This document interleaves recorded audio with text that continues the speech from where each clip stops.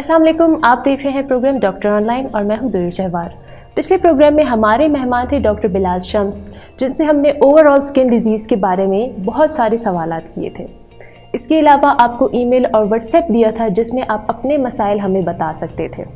हमारे पास कई तरह के मसाइल आए, कई तरह के सवालात पूछे गए, लेकिन उनमें सबसे ज़्यादा नुमाया झाइयों का था। तो आज एक बार फिर पाकिस्तान के सबसे मशहूर डॉक्टर बिलाल शम्स को हम बुलाते हैं और उनसे पूछते हैं झाइयों के बारे में। अस्सलाम वालेकुम डॉक्टर साहब। वालेकुम अस्सलाम। क्या हाल है? बिल्कुल ठीक। एक बार फिर आपको बहुत बहुत शुक्रिया कि आप कीमती वक्त निकाल कर आए। थैंक यू इंडीड कि आप लोगों ने मुझे बुलाया और इसके काबिल समझा। बिल्कुल। तो मैं आपका ज़्यादा वक्त फिर से नहीं लूँगी और मैं चाहूँगी कि मैं आपसे आपके जितने भी हमारे व्यूवर्स ने हमसे सवालात किए हैं वो मैं आपसे पूछ लूँ। बिल्कुल, मैं सवालात के जवाब देने आया हूँ।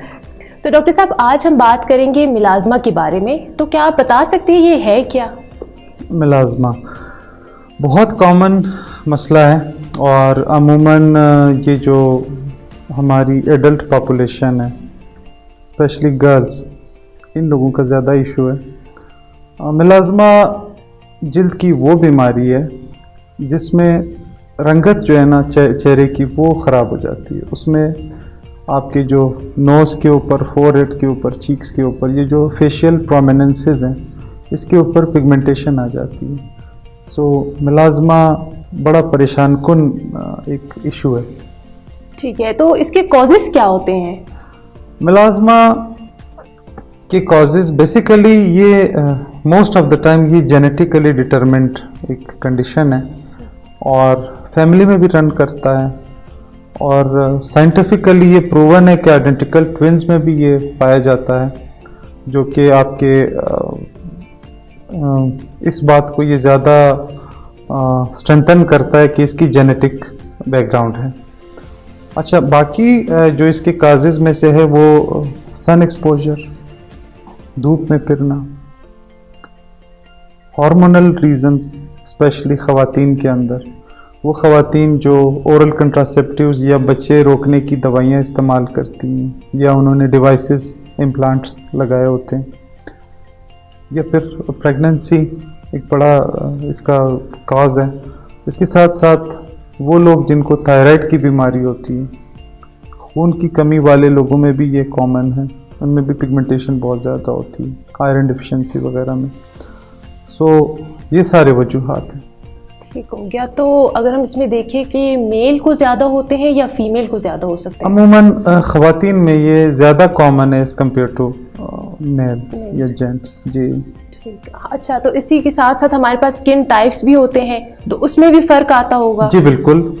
कलर के हिसाब से स्किन के 6 टाइप्स हैं जिसको हम फिट्ज़पैट्रिक स्किन टाइप्स कहते हैं। टाइप 1, 2, 3, 4, 5, 6। टाइप 3 और 4 में ये कॉमन है। टाइप 1 में बताता चलूँ कि ये जो स्कैंडिनेवियन कंट्रीज़ हैं, स्पेशली यूरोप का वो वाला साइड, शुमाल वाला साइड, वहाँ पे स्किन का कलर बहुत फेयर होता है। सो उन लोगों में ये कम है। इसके मुकाबले में जो टाइप 3 और 4 हैं, जिसमें हम आते हैं, जिसमें ईरानियंस, जिसमें टर्किश लोग, अरब्स, ये अपना इंडियन सब कॉन्टिनेंट, ये पूरा इलाका, बांग्लादेश, इसमें ये कॉमन है। जबकि टाइप 5 और 6 में, जो कि डार्कर स्किन टाइप्स हैं, उसमें भी नहीं है। यानी ये लाइटर स्किन में भी नहीं है और डार्कर स्किन में भी नहीं है, जो इन बिटवीन है, नॉर्मल स्किन जो इन बिटवीन है, यानी 3 और 4 टाइप्स इसमें कॉमन है। जी। अच्छा, तो इसकी कोई टाइप्स भी होते हैं? जी बिल्कुल, मिलाज़मा के टाइप्स होते हैं। सबसे पहले तो आपको पता होना चाहिए कि मिलाज़मा होता कैसे है, वो कौन सी चीज़ है, कहाँ से आती है वो ब्लैक पिगमेंट जो हमारे स्किन के अंदर डिपॉजिट हो जाती है। बेसिकली आपके स्किन के जो खुलिये होते हैं, उसमें एक ख़ास किस्म का खुलिया है melanocyte. Melanocyte brown to black pigment बनाता है, जिसको मेलानिन कहते हैं। इसी से मिलाज़मा निकला। बाकी सेल्स नहीं बनाते, मेलानोसाइट ही मेलानिन बनाते हैं। अब मेलानोसाइट स्किन के अंदर पहले से मौजूद होते हैं। कुछ लोग हैं जिनमें मेलानोसाइट की जो मेलानिन प्रोडक्शन कैपेसिटी बढ़ जाती है, स्पेशली ये जो मिलाज़मा वाले। सो टाइप्स पर कैसे, मतलब स्किन का के जो लेयर्स हैं, एपिडर्मिस और डर्मिस। एपिडर्मल मेलाज्मा होता है, डर्मल होता है और मिक्स्ड होता है। यानी ये melanocyte basically dermo epidermal junction पे जो बेजल लेयर है, यानी जो इन दो लेयर्स को अलग करता है, एपिडर्मिस का बिल्कुल आखिरी लेयर, उसके अंदर मेलानोसाइट पाए जाते हैं। ये यहाँ पे मेलानिन बनाते हैं। कुछ मेलानिन ये ऊपर वाले लेयर्स को दे देते हैं, कभी ये नीचे भी मेलानिन दे देते हैं। तो मेलाज्मा अगर ऊपर वाले लेयर्स में हो तो एपिडर्मल कहलाता है, अगर डीपर लेयर्स में हो तो डर्मल कहलाता है। अमूमन ये मिक्स्ड होता है, ऊपर भी होता है स्किन के ऊपर वाले लेयर्स में और नीचे वाले लेयर्स में भी होता है। ठीक हो गया। तो इसकी डायग्नोसिस कैसे हो सकती है? इसकी डायग्नोसिस अमूमन डर्माटोलॉजिस्ट ही करता है। हम नेकेड आई एग्जामिनेशन से भी कर सकते हैं, लेकिन जो अप्रोप्रिएट डायग्नोसिस है उसके लिए हमें वुड्स लैम्प और डर्माटोस्कोप की ज़रूरत पड़ जाती है।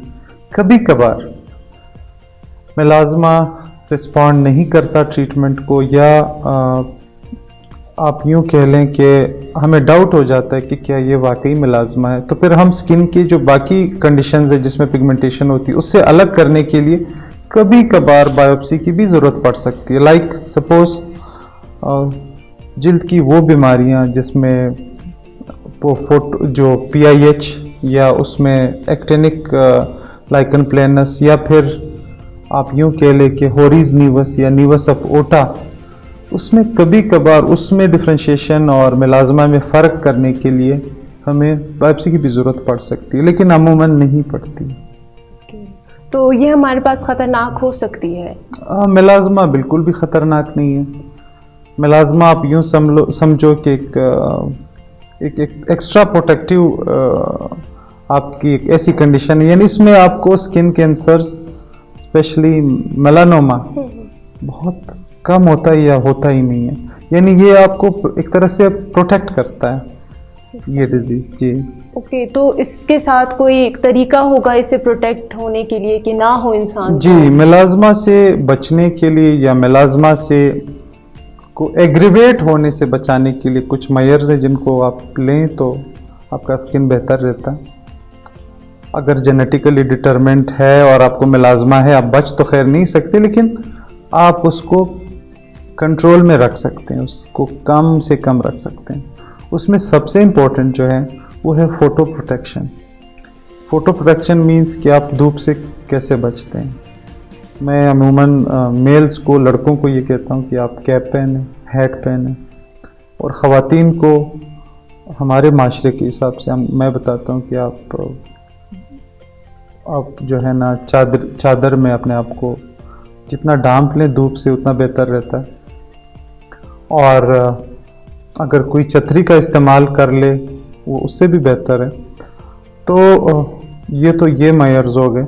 साथ में आप सन ब्लॉक का इस्तेमाल रेगुलर करें, ऐसा सन ब्लॉक जिसका SPF एटलीस्ट 50 या इससे अबव हो। लेकिन सन ब्लॉक का इस्तेमाल अगेन एक अपने सवाल के अंदर एक सवाल है कि कौन सा सन ब्लॉक डॉक्टर साहब मैं इस्तेमाल करूं। ख़वातीन को अमूमन वो वाले सन ब्लॉक पसंद होते हैं जिसमें फाउंडेशन थोड़ी बहुत होती है, लेकिन मेल्स को वो पसंद नहीं होता। वो अमूमन मूंछों में या आईब्रोज में फंस जाता है या दाढ़ी में फंस जाता है, तो मेल्स पसंद नहीं करते ऐसे सन ब्लॉक को। उनको मैं फिर ट्रांसपेरेंट सन ब्लॉक एडवाइस करता हूँ जो सीबम कंट्रोल जेल की शक्ल में अमूमन होता है, या मिनरल सन ब्लॉक एडवाइस करता हूँ। लेकिन ख़वातीन में जिसमें टाइटेनियम डाइऑक्साइड हो, वो वाले सन ब्लॉक जो कि एक तरह से आपकी स्किन को फाउंडेशन जैसा लुक देते हैं, तो सन ब्लॉक का इस्तेमाल लाजमी है। इसके साथ साथ इससे मज़ीद बचने के लिए आपको वो मेजर्स अडाप्ट करने पड़ते हैं। सपोज़ अगर कोई खातून जो है ना वो बर्थ कंट्रोल पिल्स इस्तेमाल करती हैं या उन्होंने डिवाइस इम्प्लांट किए हुए, तो वो अगर अवॉइड करें उन चीज़ों को, सो उनका मेलाज्मा रिवर्सिबल हो सकता है। स्पेशली थायराइड डिजीज़ के जो पेशेंट्स हैं उनमें चूँकि melasma 4 times as compare to normal population ज़्यादा होता है, थायराइड डिजीज़ को कंट्रोल में करना लाजमी है। इसके साथ साथ जिनमें खून की कमी है, आयरन डिफिशिएंसी, उसको करेक्ट करना, और ऐसे फल खाना जिसमें विटामिन C हो, सिट्रस फ्रूट्स लाइक कीनू, माल्टा, मौसमी, या फिर आपका जो अनार है इसका इस्तेमाल, इसके साथ साथ लेमन का इस्तेमाल खाने में, ये ज़्यादा बेहतर है। जी ठीक हो गया। तो इसमें हमारे कोई लेटेस्ट ट्रीटमेंट ऑप्शंस भी होंगे? जी बिल्कुल।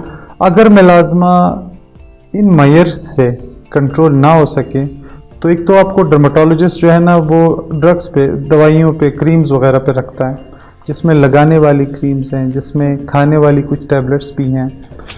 क्रीम्स और टैबलेट से अगर कंट्रोल ना हो पाए तो फिर डर्मेटोलॉजिस्ट आपको और ऑप्शंस की तरफ ले जाता है, जिसमें लेज़र्स हैं, केमिकल पील्स हैं, तो उनका भी इस्तेमाल आजकल बढ़ रहा है।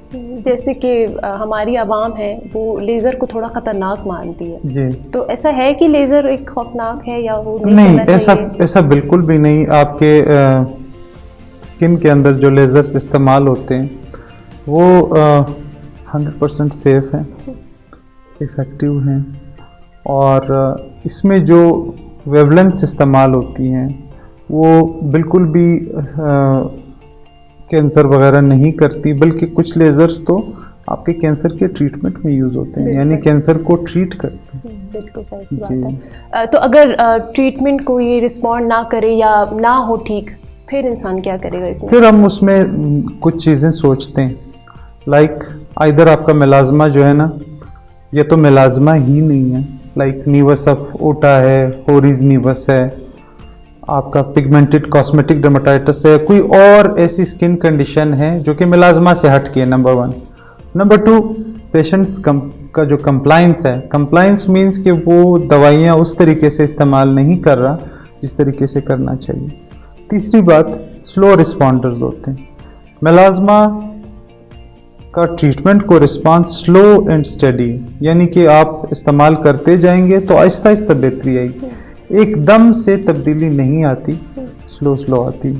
डॉक्टर साहब, आपने कहा कि तब्दीली आहिस्ता आहिस्ता आ रही है, तो अगर तब्दीली देखी जाए तो लोग गरीब से गरीबतर होते जा रहे हैं, महंगाई बढ़ती जा रही है, तो उनके लिए क्या ट्रीटमेंट देंगे आप?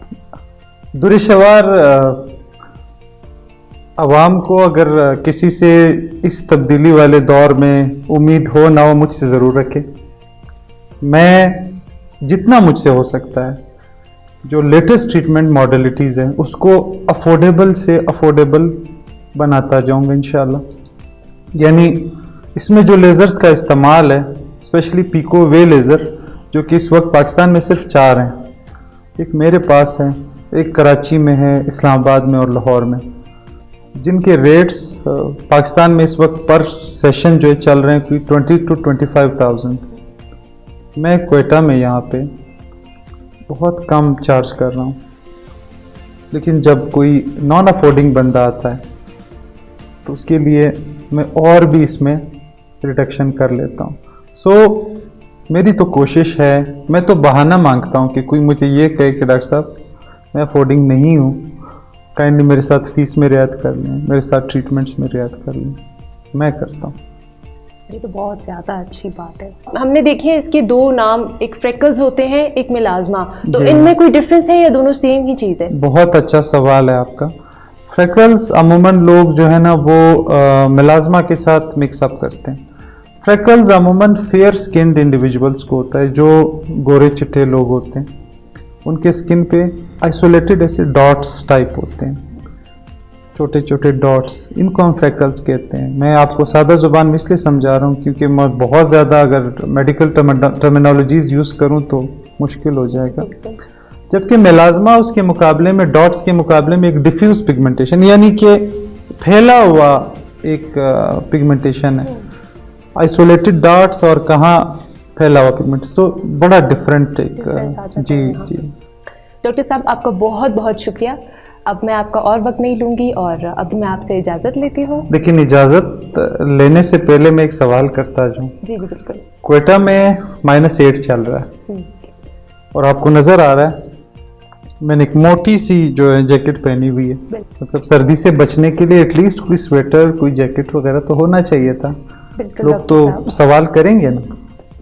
इसका मैं आपको एक ही जवाब दे सकती हूँ जी, फैशन कम्स फर्स्ट। अच्छा thank you so much. Thank you so much, बहुत शुक्रिया।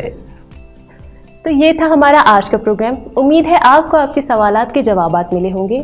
हमारे पास और भी सवालात थे, लेकिन वक्त कम होने की वजह से हम कर नहीं पाए, क्योंकि डॉक्टर साहब के पास टाइम कम होता है। लेकिन इसके अलावा भी अगर आपको अपने कोई भी मसाइल हमारे साथ शेयर करने हैं या सवालात करना चाहते हैं, तो आपको हमारी स्क्रीन पे व्हाट्सएप नंबर नज़र आ रहा होगा। तब तक के लिए इजाज़त चाहती हूँ। अल्लाह निगहबान।